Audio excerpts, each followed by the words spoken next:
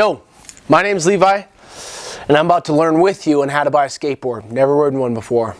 So this is your first time buying a skate, hey? Well, let me tell you something. You're already off to the right start.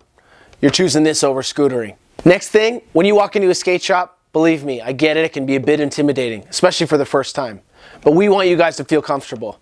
We're gonna teach you here how to buy a skateboard.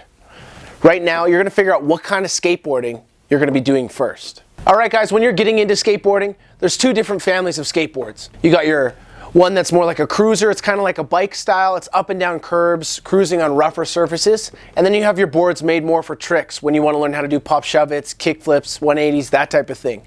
Today, we're going to teach you how to buy a board more based around tricks. Usually when you're buying your first skateboard, you're going to want to check out the completes. A complete is a board that's fully already set up, put together, wheels, bearings, trucks, grip tape, everything. This is the most cost-effective way and the most bang for your buck when you're buying your first board. All of our completes come in 4 different sizes: micro, mini, mid, and full size. The chart is based around suggested shoe size, height, and age. If you want to check out the sizing chart, you can check out the link below, and it's also on our website. So if you're going to be buying from a skate shop, they're not going to be selling you crap. They're going to sell you good quality products.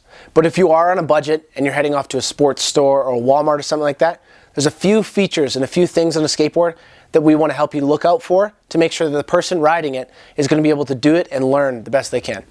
Grip tape!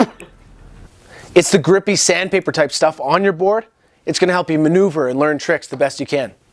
Duck! It's the part that you stand on. There's 2 key things about a regular board that you're going to want to check out when you're buying somewhere else. It's got 7 or more plies. Flip it sideways, you can count the plies. And it's got to be made of maple. It's a really hard wood. This helps keep its shape.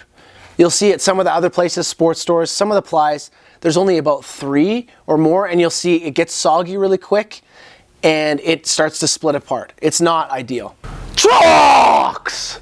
These are what holds your wheels onto your board, and it's also what helps and makes you turn. On some of the cheaper boards, the trucks aren't going to be made of metal. You need to watch out for this. Don't even buy it. Don't even bother. It's not worth the headache. They have to be made of metal.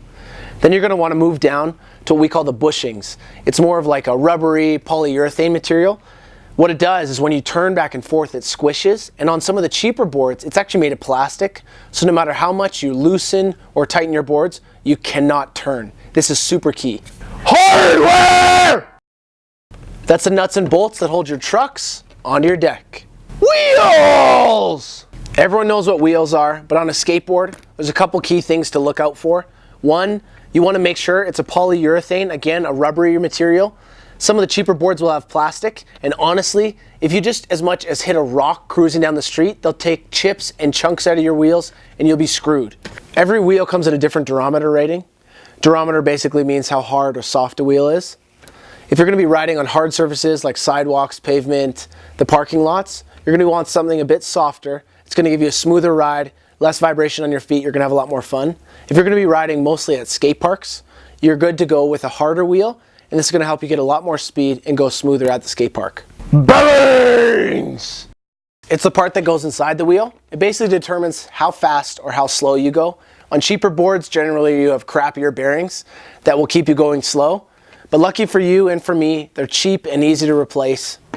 Gets you rolling nice and smooth. If you want more suggestions on what kind of components and parts to buy for your board, you can check out our team page and see what our team riders are suggesting to ride. If you want to know more info about trucks, you're going to want to talk to the pro, the expert, Wes Fleming. We put his email address below. Make sure you hit him up with any questions, any complaints, and you can tell him how great his back 50s are. Boom, roasted. Thanks for teaching me how to skateboard, Shredz. I'm Levi for Shredz. See you next game.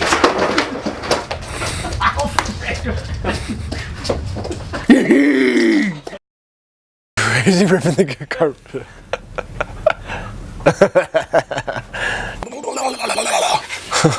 Is that, wait, that's, I literally just about asked you, is that the part that you stand on?